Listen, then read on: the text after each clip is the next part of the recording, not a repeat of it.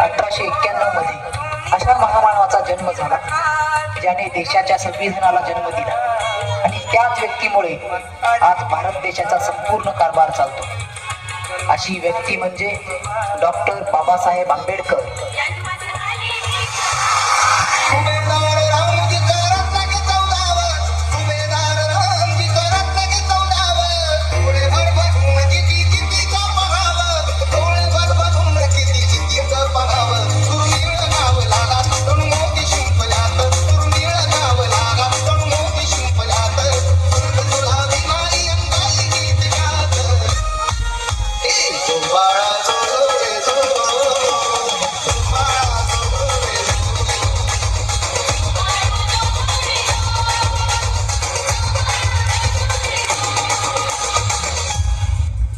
हा खालच्या राजकारणामध्ये तो